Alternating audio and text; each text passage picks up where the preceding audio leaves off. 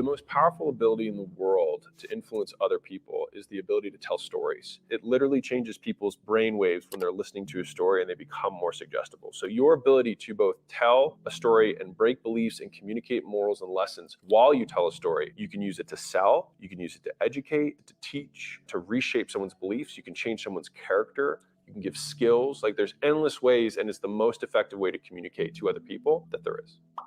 Now, The most powerful ability in the world.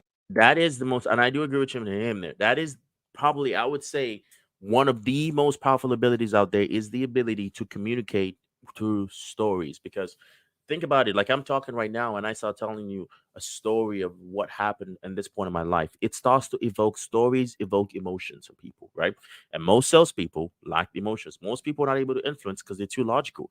For to get people to act, you need to understand that energy, emotion is energy. For people to move, they need to feel emotional. When they feel emotional about a specific topic, when they feel emotional about a specific subject, then they can go ahead and take action. But then as they take action, they need the logic to go ahead and back up the action that you're taking.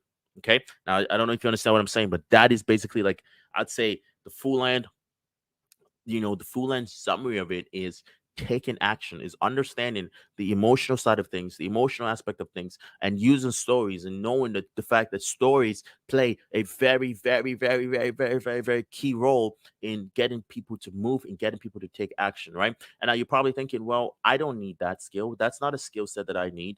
That's not something that's going to benefit me. Well, here's the thing is Robert Cialdini here talks about the You reason want why the ability to influence people. you need the This could ability to be influence with people. your children, it could be with your spouse, it could be with your colleagues or your boss. You want the ability to persuade them, to be able to move them to some degree in your direction, to get them interested in your ideas. You have to be aware is that you're usually going at it from the wrong end. You're thinking first and foremost about yourself.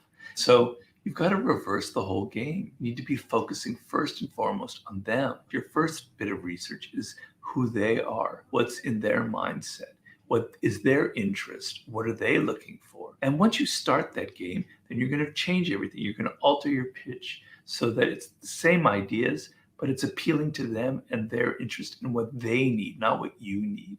And they'll feel it, and it'll have a much greater effect on them. This applies to everything you do in life.